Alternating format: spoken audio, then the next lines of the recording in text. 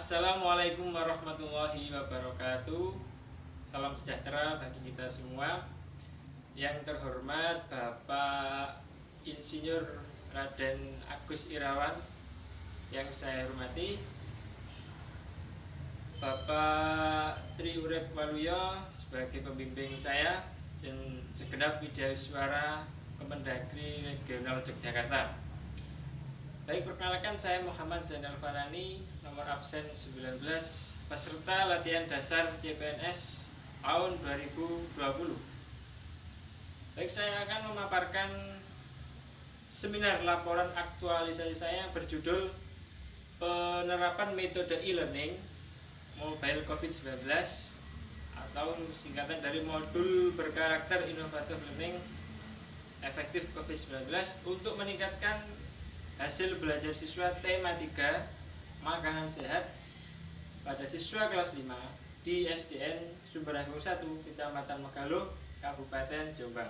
Unit kerja tempat saya bekerja yaitu berada di SDN Sumberagung 1, Kecamatan Megalo, Kabupaten Jombang. Adapun visi dan misi SDN Sumberagung 1 adalah visinya yaitu beriman, berprestasi, dan berbudi luhur.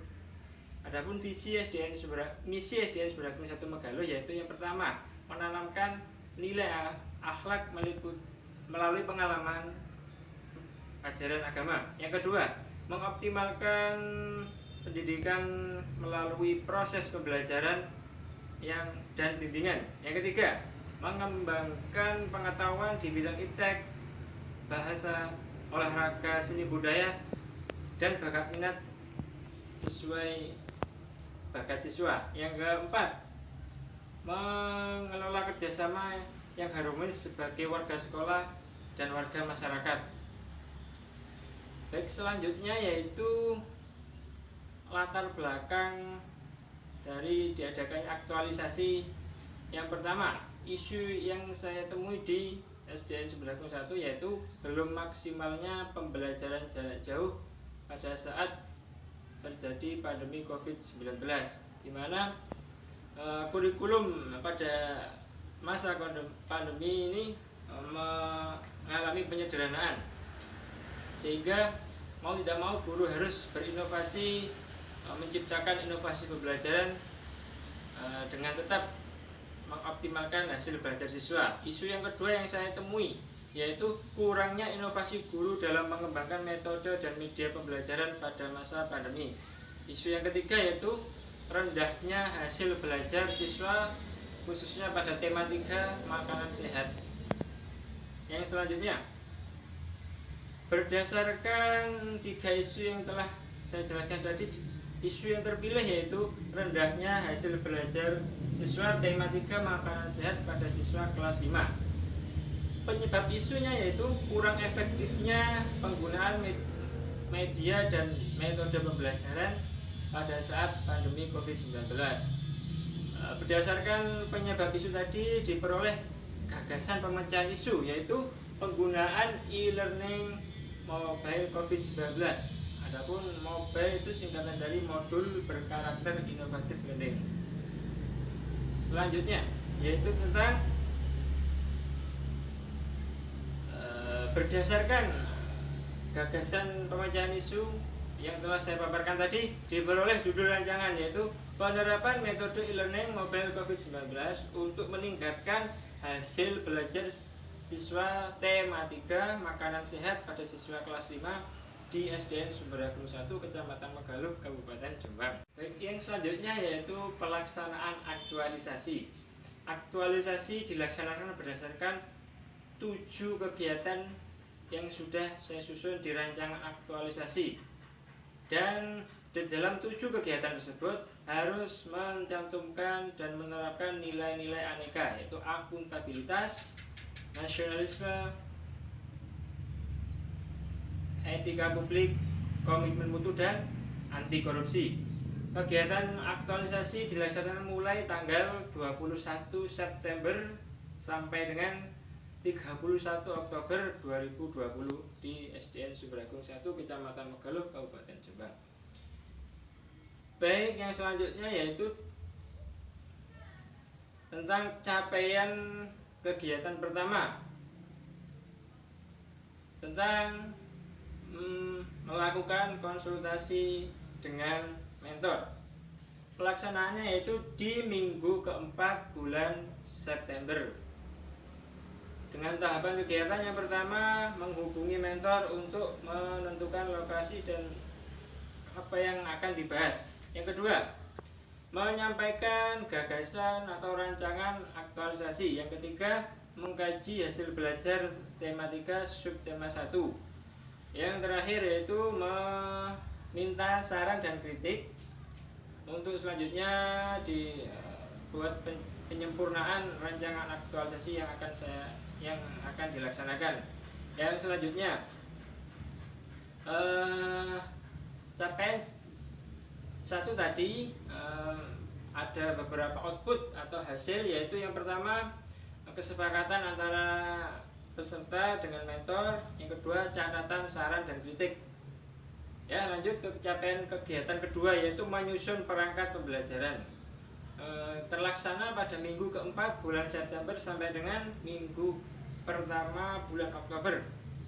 Adapun ke tahapan kegiatannya, yaitu yang pertama membuat soal pretest dan post-test. Yang kedua tahapannya yaitu membuat indikator dan tujuan pembelajaran kurikulum 2013. Yang selanjutnya menyiapkan materi pembelajaran. Yang selanjutnya menyusun langkah-langkah pembelajaran. Adapun output dari kegiatan kedua ini yaitu hasilnya berupa soal pretest dan post-test, RPP, dan tujuan pembelajaran yang akan dicapai. Baik, lanjut di capaian kegiatan ketiga, yaitu menyusun modul pembelajaran. Pada kegiatan ini terlaksana pada minggu ke-1 dan sampai dengan minggu kedua bulan Oktober. Adapun tahapan kegiatan menyusun modul yaitu yang pertama menyiapkan dan mencari referensi pembuatan modul, yang kedua membuat draft modul, yang ketiga berdesain modul pembelajaran, yang keempat melakukan validasi draft modul kepada ahli, yang kelima konsultasi draft modul kepada mentor, yang selanjutnya memperbaiki draft modul berdasarkan saran dan kritik dari ahli dan mentor, yang selanjutnya finalisasi dan pencetakan modul pembelajaran. Adapun output atau hasil yang dihasilkan dari kegiatan ketiga ini yaitu modul pembelajaran berkarakter inovatif learning yang efektif digunakan pada masa pandemi COVID-19. Berkarakternya di sini ditekankan pada pembiasaan disiplin siswa, dikarenakan isu yang sudah saya temukan tadi, di masa pandemi ini siswa sangat rendah disiplinnya, sehingga perlu dilakukan pembiasaan disiplin agar proses belajar siswa di rumah menjadi maksimal. Yang selanjutnya yaitu capaian kegiatan keempat, yaitu membuat LMS atau singkatan dari Learning Management System. Terlaksana pada minggu kedua sampai dengan minggu ketiga bulan Oktober 2020. Adapun tahapan kegiatannya yang pertama membuat platform e-learning. Saya menggunakan platform e-learningnya yaitu situs Google. Dalam situs Google nanti akan terintegrasi menggunakan website saya sendiri, yang selanjutnya juga terintegrasi dengan Google Form, terintegrasi dengan aplikasi yang lain. Yang kedua, membuat konten e-learning. Di dalam konten e-learningnya terdapat beberapa fitur belajar atau konten belajar yang dapat memudahkan siswa mengakses materi pembelajaran. Tahapan ketiga, konsultasi konten e-learning dengan mentor. Yang selanjutnya memperbaiki draft modul berdasarkan saran dan masukan mentor. Yang terakhir finalisasi dan publishing e-learning. Adapun outputnya yang pertama, link situs belajar dapat dilihat di slide. Yang selanjutnya konten belajar, ada berbagai fitur. Yang pertama absensi secara online, tugas harian siswa secara online, video pembelajaran yang saya dapatkan dari YouTube, dan lain sebagainya. Lanjut capaian kegiatan kelima, yaitu menerapkan menerapkan metode e-learning mobile COVID-19 terlaksana pada minggu ketiga sampai dengan minggu keempat bulan Oktober. Berdasarkan rancangan aktualisasi yang sudah saya rencanakan, dulu awalnya mau menerapkan selama 2 subtema atau 2 minggu. Namun terkendala waktunya yang tidak mencukupi, saya hanya memakai subtema 3 untuk menerapkan metode e-learning ini, yaitu selama 6 hari.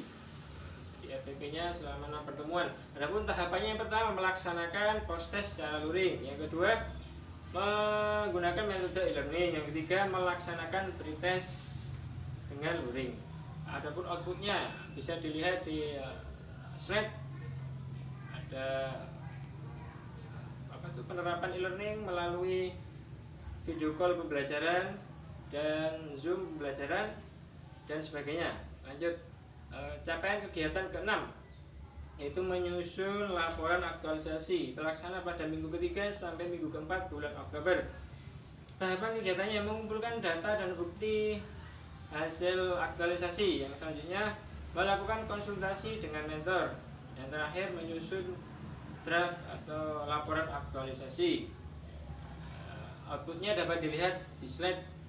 Lanjut, capaian kegiatan ke-7 atau terakhir menyampaikan laporan aktualisasi kepada mentor terlaksana pada minggu terakhir bulan Oktober. Adapun tahapannya yang pertama memberikan laporan hasil aktualisasi kepada atasan, dalam hal ini yaitu mentor. Yang selanjutnya menindaklanjuti kritik dan saran dari mentor untuk selanjutnya disempurnakan menjadi laporan aktualisasi yang sudah tersusun dengan baik.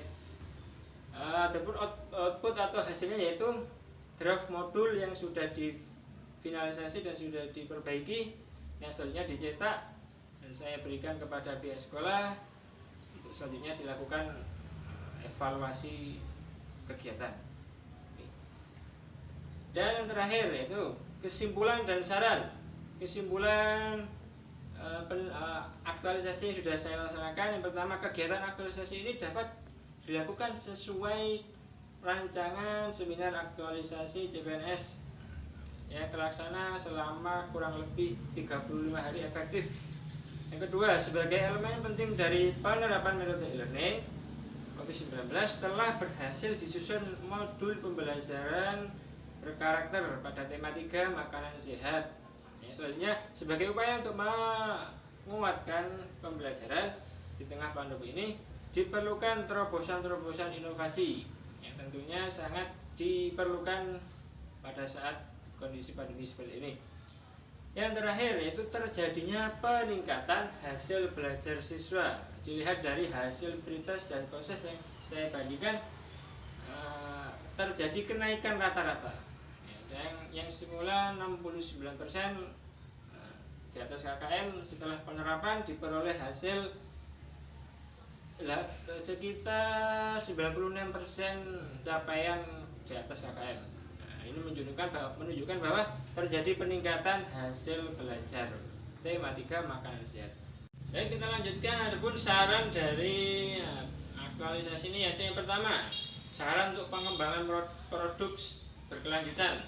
Diharapkan para guru-guru atau stakeholder yang lain mampu mengembangkan modul pembelajaran baik secara online maupun secara offline. Ini kan saya menggunakan modul online, untuk kedepannya modul saya insya Allah bisa digunakan untuk offline, dicetak untuk siswa. Selanjutnya, penggunaan inovasi pembelajaran e-learning ini harus memperhatikan karakteristik dan kebutuhan siswa.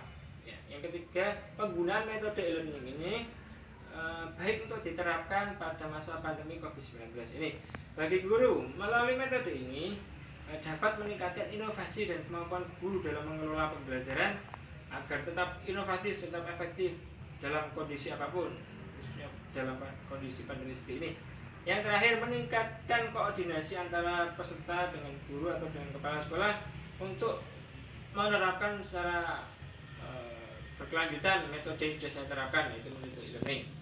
Baik, terima kasih. Itulah yang dapat kami sampaikan. Saya selaku peserta